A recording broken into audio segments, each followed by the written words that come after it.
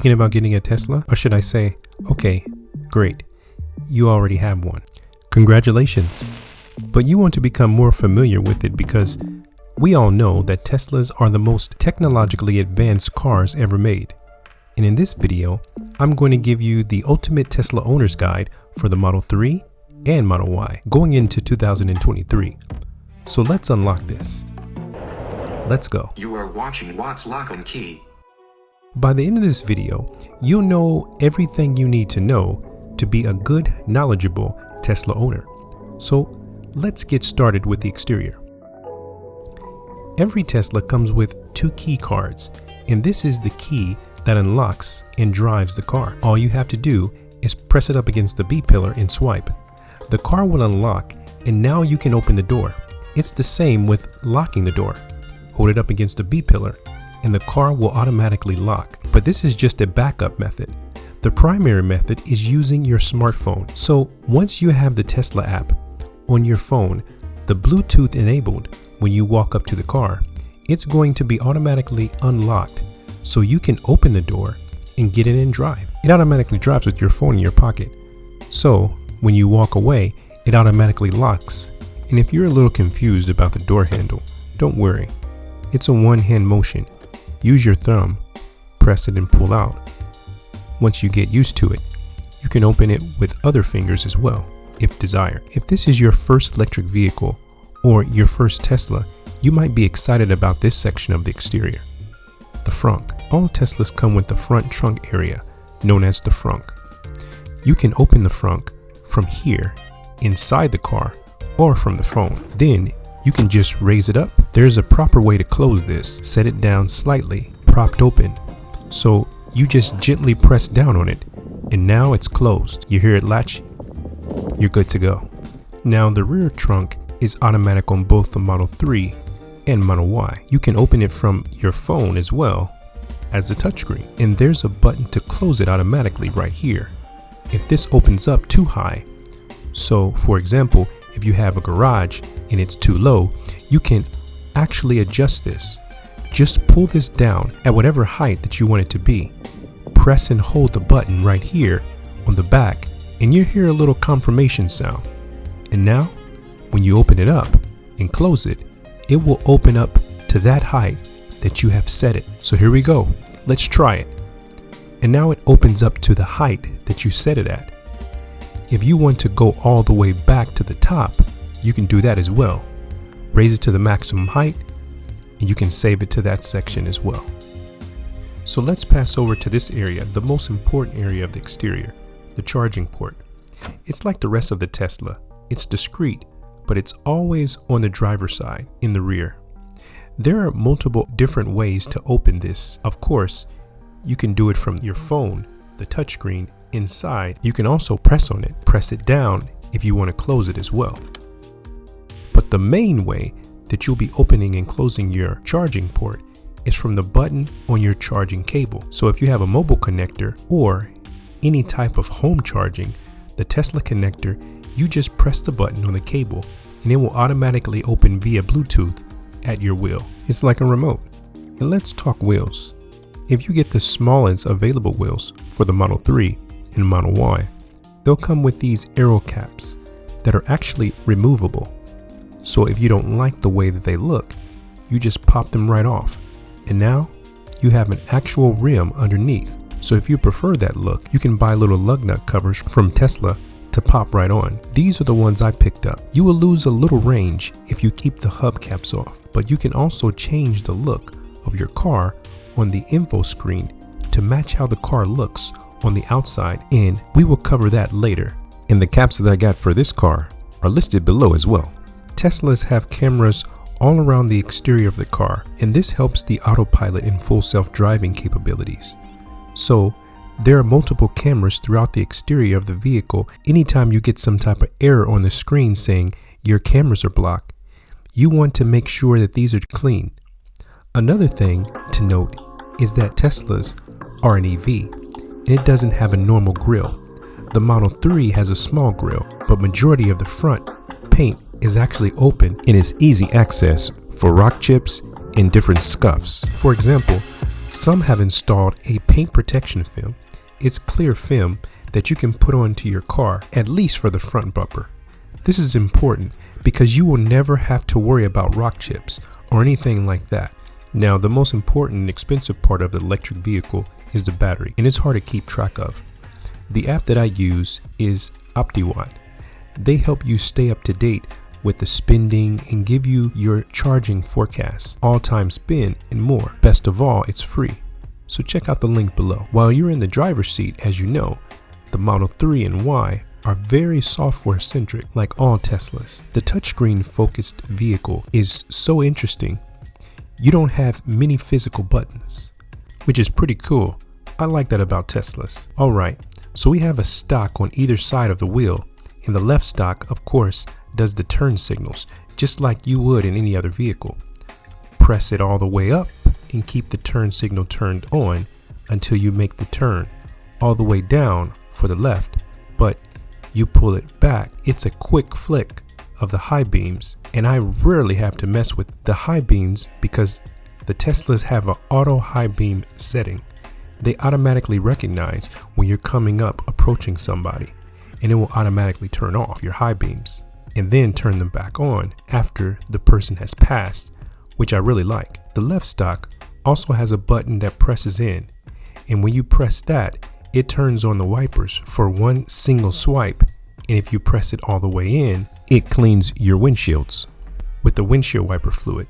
And just like the high beams, Tesla has auto wipers, so it will try to sense when the windshield is wet when it's raining. From my experience, it's not perfect, but it's about a 7 out of 10 in functionality. And the right stock are all driving controls, which we'll go over in the driving section. But quickly, all the way up is reverse and all the way down is drive, and you press in for park. And then the only other button that you really have left are the steering wheel buttons. The scroll wheel. This is a very important feature. These are multi-use function buttons. So not only can you press them in, you can press them left, right, and they're also scroll wheels. So the left steering wheel button control auto playback. So if you press it in, it's the play pause button for your music. And if you press it to the right or to the left, you will skip forward to the next song or go back to your previous song. But when using the Tesla radio, if you skip forward, you can't go back. So keep that in mind. And the right scroll wheel has a couple different options, mostly related to driving the vehicle in Autopilot. So we will go over this more in the driving Autopilot section. However, there is one use of this that is not Autopilot related. If you press in on the right scroll wheel, it brings up the voice command. And there's all kinds of voice commands for this vehicle. It can let you open up the glove box, turn on your lights in the interior, and about 100 other commands. If you would like to see a video about the commands, we can make that happen. Just hit the like button and leave a comment below. Quick tip regarding the scroll wheel as well. If you press both of them in at the same time and hold them for a few seconds, they will reboot the touchscreen. So if you ever have any issues with the touchscreen or any errors or something freezing, you can occasionally do that just to reboot the screen. For the windows, it has two different settings. You can press it all the way down on any of the windows and it automatically rolls down. To lower the window partially, press the window gently and release when the window is where you want it. Also, to open the door, you have this door icon button. It's the electronic door opener. You'll be using that about 99.9% of the time. And when you press it in electronically, it opens the door. Now, it also has a manual emergency latch right here. So, as we notice, if you lift up on the manual door release for when the car has an emergency situation, it does not have power or electricity, you can use this manual latch. But for normally daily driving, you want to use the electronic button so you don't damage that feature. Now let's talk about the most important part of the Tesla ownership, which is the big touchscreen in the center here. This is what you're going to be using to control your vehicle about 99.9% of the time. So you're going to want to get used to the touchscreen and realize too that it's divided up into certain sections. As we notice, there's two sections the left hand side of your driving control, and this will change based off of if you're parked or if you're driving. When you're parked, you'll see a visualization here of your car, and you can do different functions. You can open the door, you can open the frunk, you can open the charging port door, and you can lock and unlock the vehicle from these buttons. What about maps? Well, you have the map in GPS view on the right hand side of the screen, which takes up majority of the real estate here. It shows the percentage, the remaining battery percentage you can see, and you can quickly change from percentage to estimated mileage remaining by just tapping on here. And you can also change it to kilometers. I had to do that while visiting Canada a few months back. You have the same lock and unlock button if you want to lock the doors and unlock the doors, the time, the temperature outside here, on and off Sentry mode, since Tesla Sentry mode is the surveillance footage software feature for Tesla that uses the exterior cameras to automatically record around your vehicle, so it detects motion. If somebody comes up and walks up to your vehicle or tries to get into your car, or if there is an accident that happens, like in my case, I had an accident that happened outside of my car. I had a chance to send this to the police officer. No one was injured, but it was very interesting to see all of this unfold. My vehicle recorded the whole accident. The videos are saved into a USB drive that you have plugged into your glove box. Here it shows the current driving profile, and you can switch between driver profile here, and this top right button can toggle between the directions you're facing or always north. You have the navigate search bar where you can type in any address. It'll automatically direct you to that place. In the map area as well, it has a few different options. When you tap on the screen, it has the option of Earth or satellite. These are really helpful if you are driving in the fog or so. If you use this satellite view, you can see the different colors for understanding your surroundings, like that is traffic icons. You turn it on and off, and you can see the live traffic visualization to see where backups are, where congestion is. This icon right here, if you toggle it on and off, you can see points of interest that show up on the map. And finally, this charging icon will quickly bring up the list of the nearest supercharging location if you need to charge, and you can quickly tap up on them and it will automatically route you to the supercharger, which is really satisfying and useful. Now, here is your navigation. So when you enter a destination, it brings up the navigation. You can tap on this first step and it will list out all the remaining steps. And then you can quickly consolidate it, and it also gives you the route and then the direction that you can choose different routes. And this will show you your estimated range when you arrive at your destination and your estimated arrival time, along with the estimated trip length and the mileage. Then you can go in here and end the trip to cancel. You can see that this map basically works similar to an iPad or a tablet, and you can use 2 fingers to move around and zoom in here, and it's basically like a navigation system that we're used to. And this window is your media player window, and you can quickly dismiss that by swiping it down like I just did. And then if you want to bring it back larger or sort through your recently played or favorites on your sources as well, from there you can also swipe left to go into the car details, and this shows your current drive details and now how many kilowatt hours of energy you use on your current drive. Now let's move on to the button bar of the screen, and the first icon on the very left hand side is the car icon, and that just brings up your settings for the car.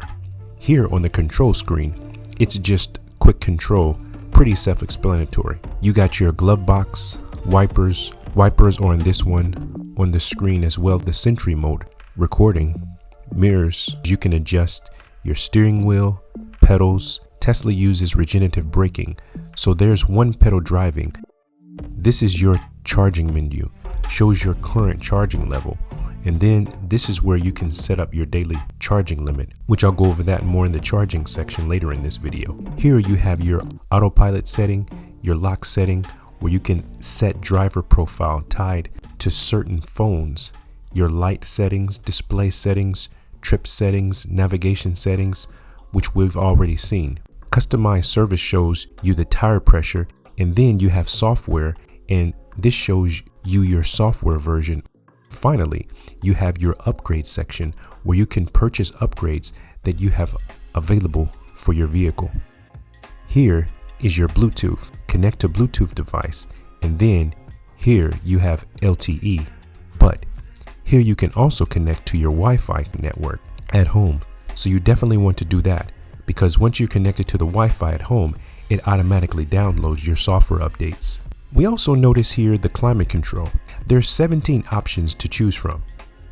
So we see a plethora of options. We're starting off with the power, the front.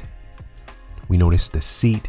You can have your climate impacting your seat, the rear, and we see here number 5, the heating of your seats. You can set it to auto, but we even notice here the steering, as well as number 7, we see this will impact your front window. We also notice the auto over to the right because these two can be separated. We notice dog mode, camp mode, keep, and 11 would be to schedule. And then we have these other options over here, AC, as well as the defrost. So these are some good options. Here are your main icons. You can have pinned to your dock, and you actually adjust these and customize these. You can add up to 5. And this is the energy grab, which gives you the information about the energy that's consumed by different aspects of the car, such as driving climate, battery condition. Pretty cool to look at. And here you see what is using up your battery in your car. And of course, you have streaming apps like Netflix, Hulu, Disney Plus, YouTube, and then you have different streaming apps as far as podcasts, as for iTunes, and then you have Apple Music, which is newly added if you're an Apple Music subscriber, and of course Spotify if you're a Spotify member. So we also have arcades, have a variety of games here. One of my favorite here, beach buggy racing, and then you have your toy box. So there you can change the colors there for your Tesla. If you have changed the color, maybe you did a wrap, you can change that. We also have the light show, which can be scheduled, or you can set it for now. So those are other options as well. We see here just the regular setup, the park, reverse, neutral, drive. All of these are options that you're going to be using. Usually when driving the Tesla, as regards to the regenerative braking, you can put it on creep, roll, or hold. I like to keep it on hold because it will save. It's basically a one pedal driving, and all you have to do is just use the accelerator and it will brake by itself.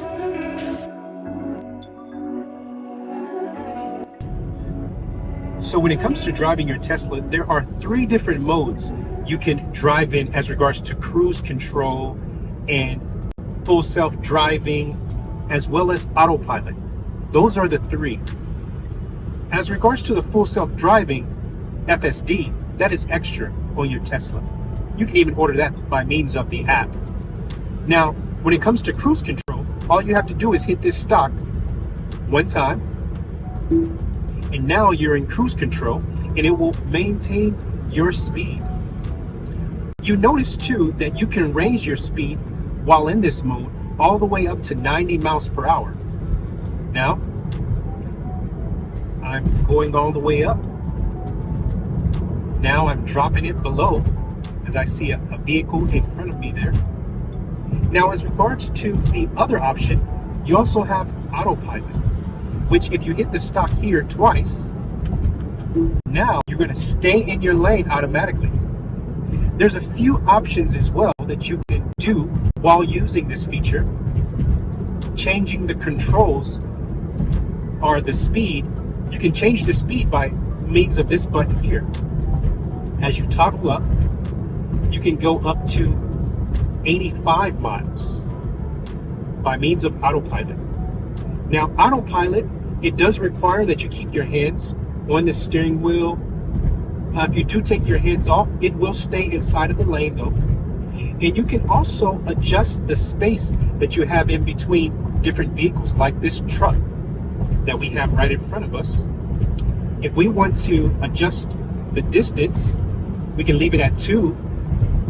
And we can also adjust the distance by means of this toggle here. I like to leave it on the highway at around 3 to 4 so that it doesn't abruptly break on, because it will keep that distance with you while you're on the road.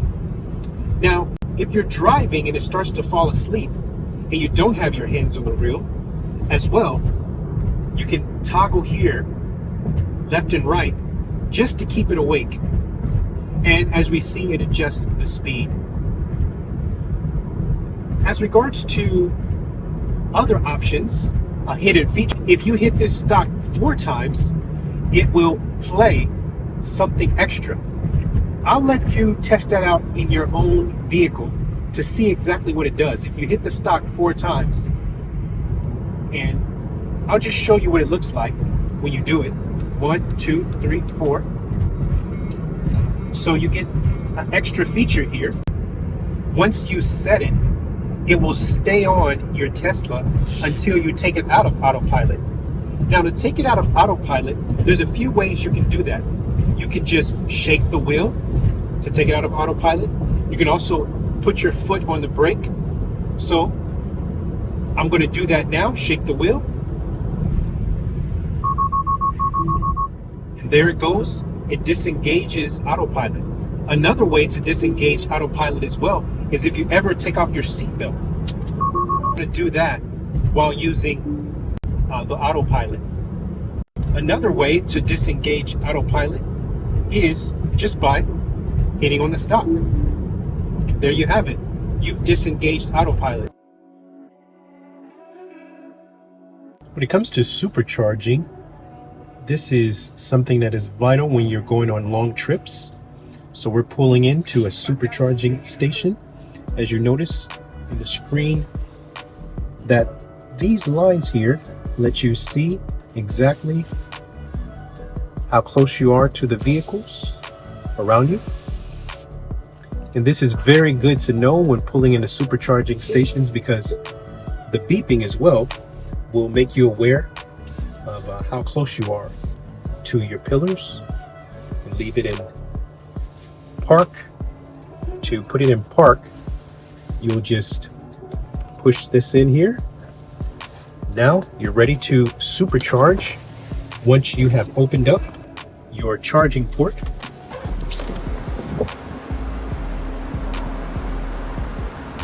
Now the supercharger can open up and close your charge, or open up your charging port. And there you notice that it will let you know how much you're actually receiving. I have it set here, and this will let you know as well how much the cost of your supercharge is as well. It's showing that it's only 30 minutes remaining. So this is a good time to take a quick break, restroom break, or anything else you may have to do. It's a pretty simple setup, and you don't have to worry about the cost because it's going to come directly out of your Tesla account. So as we see, after you are finished supercharging, as we notice, it was a total of $7.80 for the supercharge, and pretty inexpensive for about 100 miles or so. So now you're off, ready to go on your ride. It's pretty simple setup, and you don't have to be a rocket scientist to be able to do it. Thank you for watching the video. We hope you have all that you need to enjoy to the full your Tesla experience. And yes, you're watching Watts Lock and Key. We'll see you on the next one.